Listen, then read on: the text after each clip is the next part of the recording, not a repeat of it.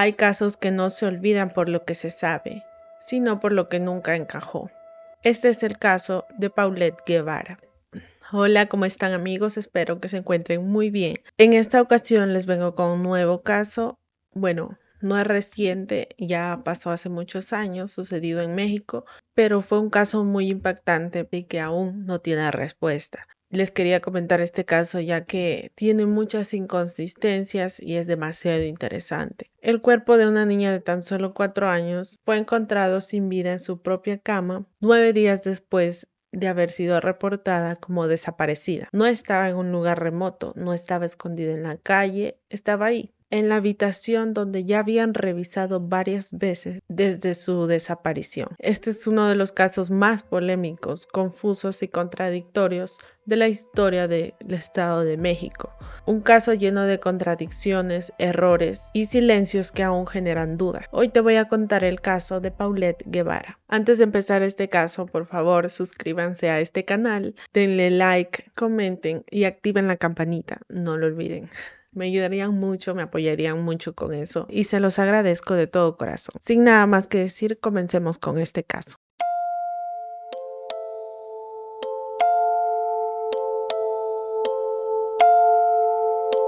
Paulette Guevara Farah nació en julio del 2005. Era una niña pequeña, frágil, de cabello claro y sonrisa tímida. Tenía una discapacidad motriz y de lenguaje. No podía hablar con fluidez ni moverse con facilidad, por lo que dependía completamente de adultos que la rodeaban. Debido a esta condición de discapacidad motriz y de lenguaje, sus padres contaban con 2 nanas o niñeras, las cuales se encargaban tanto del cuidado de su hermana como el de Paulette. Vivía con sus padres, Lisette Farah y Mauricio Guevara, en un departamento en Interlomas, una de las zonas más exclusivas del Estado de México. Desde afuera la familia parecía tenerlo todo: dinero, estabilidad y prestigio, pero las apariencias no siempre cuentan la verdad.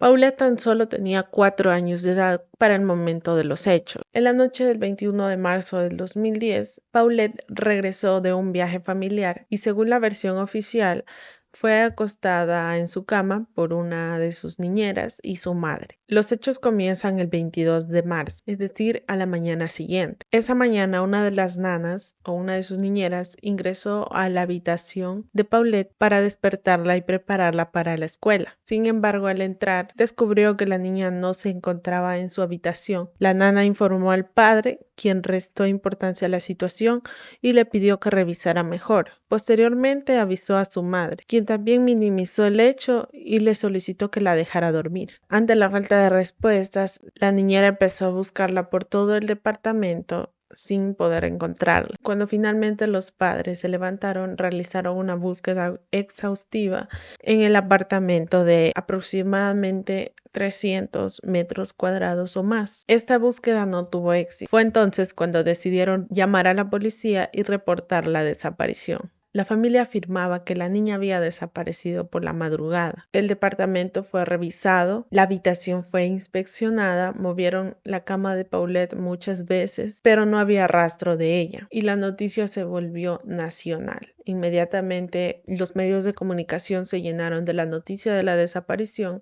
de Paulette Guevara. En menos de 24 horas, las autoridades acudieron al lugar y realizaron una inspección completa. No encontraron señales de forzamiento, puertas o ventanas dañadas, ni chapas abiertas tampoco, por lo que no se podía tratar de un robo o un secuestro, porque quien probablemente hubiera querido robar o secuestrar a la niña hubiera forzado las entradas, pero no había forzamiento. Además, las cámaras de seguridad del edificio no registraron la entrada ni salida de ninguna persona sospechosa. Con estos hallazgos comenzó formalmente la investigación. Se descartó en un inicio la posibilidad de un secuestro, ya que, como les dije, no existía pruebas materiales ni demandas económicas, como suele ocurrir en este tipo de casos. O sea, que piden tal vez una recompensa para devolver a la niña. No recibieron en ese tiempo una llamada para devolver a la niña si se trataba de algún secuestro. Como les digo, durante días el caso estuvo en los noticieros. Los padres fueron entrevistados, las autoridades revisaron el departamento, la habitación, los alrededores, los basureros, cuerpos de agua, grabaciones, pero nada de esto tuvo resultado. Los padres emprendieron una intensa campaña de búsqueda.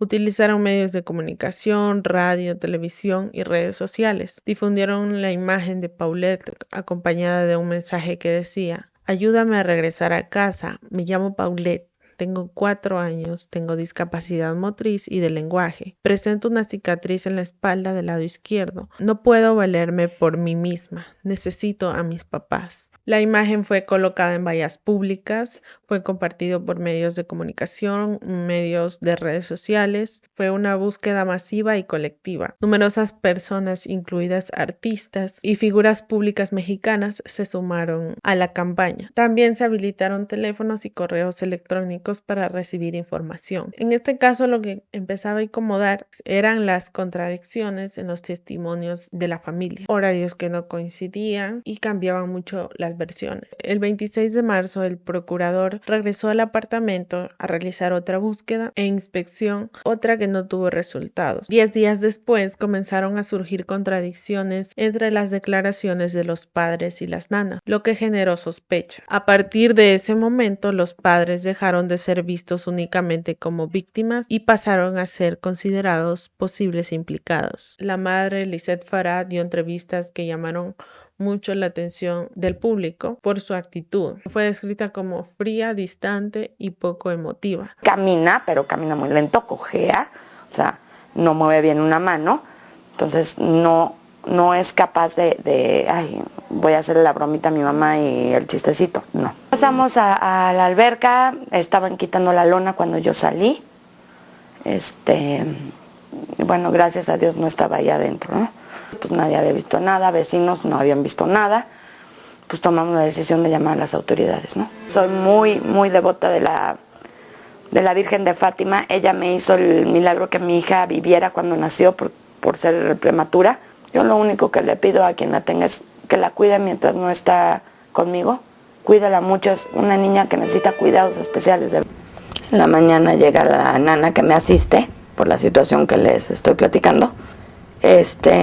Pues llegó y me dijo: "Señora, la niña no está". Dije: "¿Cómo que la niña no está?". Dije: "Vela a buscar, se la debe haber salido atrás del papá o de Tata. ¿Dónde está Tata?". "Ah, bueno, pues ahorita voy". Le estuvieron gritando. ¿Tata quién es? Tata es la otra muchacha. Regresa y me dice: "No está la niña, señora". Y en eso me encuentro a mi esposo. Me dijo: "La niña no está conmigo". Dije: "Pues vamos a buscarla". Nos salimos desesperados. Se salieron ellos porque yo me quedé aquí gritándole: "Paulette, Paulette, ¿dónde te escondiste? Paulette, Paulette". En ese momento empezaste a entrar en pánico. Sí. Yo me fui directamente a los policías porque según esto el edificio tenía circuito cerrado. ¿No tiene? Sí, pero no graban las cámaras. ¿Tienes alguna idea? Yo lo único que quiero es que aparezca mi hija. Pero no tienes alguna idea. Ya no tengo ideas. Mientras tanto, el padre parecía casi siempre en silencio. El 31 de marzo del 2010, 9 días después de la desaparición, un perito decidió volver a revisar la habitación y entonces ocurrió lo impensable. El 30 de marzo, un amplio equipo de búsqueda regresó al apartamento, esta vez con perros entrenados para hacer una nueva inspección de la habitación. Durante la madrugada ocurrió un apagón en todo el edificio y al restablecer la electricidad ocurrió un hallazgo muy impresionante dentro de este caso, pues el cuerpo de Paulette fue encontrado en esa habitación donde ya habían buscado demasiadas veces. El cuerpo de Paulette fue encontrado en su propia cama, a los pies del colchón, envuelto parcialmente en sábanas, y tras los estudios de medicina legal se determinó que la causa de muerte fue asfixia mecánica. Producto de la obstrucción de las fosas nasales, se estimó que la niña llevaba entre 5 y 9 días de fallecida. El hallazgo generó muchas dudas. Resultaba difícil explicar cómo el cuerpo pudo permanecer allí durante tantos días sin ser detectado, pese a las múltiples búsquedas, la presencia de perros y el uso de sustancias químicas para detectar rastros biológicos. La versión oficial concluyó que la muerte fue accidental, argumentando que Paulette pudo haber caído entre el colchón y la cama, provocándose la asfixia. Sin embargo, esta explicación fue ampliamente cuestionada por la opinión pública, pues era una niña que tenía discapacidad motriz, que no podía valerse por sí sola. Entonces, ¿cómo pudo haber sido de que llegó al pie de su cama y se quedó ahí entre la cama y el colchón? No tenía lógica. El padre, Mauricio Guevara, fue señalado principalmente por un análisis del lector de gestos, quien detectó expresiones de incomodidad y asco durante sus entrevistas. Sin embargo, no existían pruebas materiales que lo implicaran directamente al caso. Por otro lado, las nanas o las niñeras, estas eran dos hermanas, Erika y Marta Casimiro. Estas fueron consideradas sospechosas, se habló de posibles problemas económicos y de un intento fallido de secuestro. Sin embargo, ellas siempre colaboraron con la investigación y denunciaron haber sido señaladas injustamente por la familia, pues ellas juraban que no tenían nada que ver con la desaparición de la niña. Incluso se podría decir que viendo y comparando las entrevistas de los padres de Paulette y estas dos hermanas, a ellas se las ve menos sospechosas que a los padres, porque desde el inicio intentaron colaborar con la búsqueda de Paulette y nunca cambiaron sus versiones. Por otro lado, la madre, Lisbeth Farah, fue una de las figuras más cuestionadas, pues esta fue la última persona que vio a Paulette con vida. Presentó inconsistencias en sus declaraciones y fue señalada por un comportamiento que muchos consideraron como frío y calculador. Uno de los puntos más polémicos fue una entrevista televisiva en la que aparece manipulando la pijama idéntica a la que Paulette llevaba puesta cuando la encontraron, lo que llevó a fuertes sospechas. Años después, Lisette solicitó una indemnización millonaria al Estado, argumentando daño moral y mediático, exigiendo lujos y gastos excesivos, lo que incrementó la indignación pública. Pues ¿quién busca dinero a causa de la muerte y desaparición de su hija? Buscó beneficiarse de alguna manera con este caso, y eso se hace muy raro. Este caso finalmente fue cerrado como un accidente, sin responsables penales, nadie fue el culpable, fue un accidente supuestamente. Hasta hoy sigue siendo uno de los casos más polémicos y cuestionados de México, dejando más preguntas que respuestas y una sensación profunda de injusticia. Este caso evidenció una vez más la negligencia de las autoridades, una justicia desigual, una investigación deficiente. Y yo puedo decir, según lo que he analizado de este caso, lo único que buscaron las autoridades es cerrar el caso como sea y no investigar más a fondo. Se trata de un niño. Pienso que deberían hacer más estricta la investigación cuando se trata de un niño. No dejar así sin respuesta. O sea, y está más que obvio que los padres tuvieron algo que ver, ya que si yo fuera madre de aquella niña, no dejara que me cierren el caso de mi hija con esa respuesta y que no me digan que mi hija murió accidentalmente, porque como una niña con movilidad limitada pudo deslizarse por la cama y llegar al pie de la cama sola. ¿Por qué no se detectó el cuerpo antes? Si habían hecho búsquedas en la misma habitación, moviendo la cama donde la encontraron. ¿Por qué la cama fue movida varias veces y nunca encontraron nada? ¿Por qué hubo tantas contradicciones en los testimonios? ¿Y por qué se cerró el caso tan rápido? Y los padres no hicieron nada para buscar más respuestas. Digo, si no tenían nada que ver, tuvieron que escarbar más para buscar respuestas sobre la verdad de la muerte de su hija.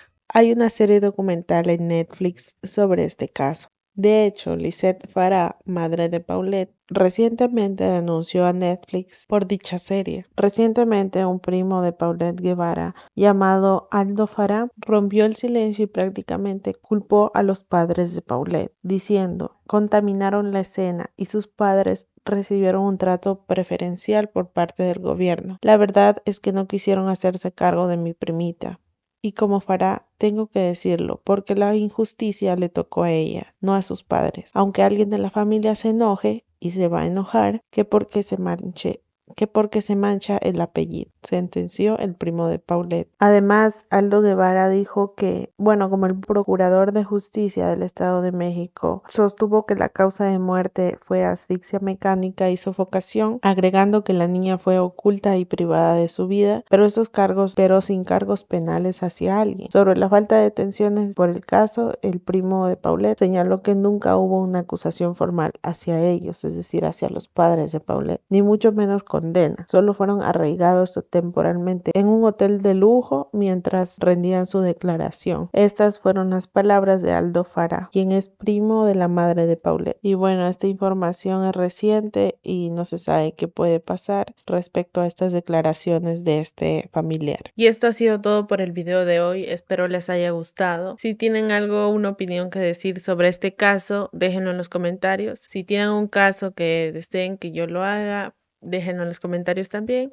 Ayúdenme con su like, ayúdenme con su suscripción y activen la campanita, por favor. Me ayudarían mucho. Esto ha sido De Sol a Sol, un caso más que debías conocer.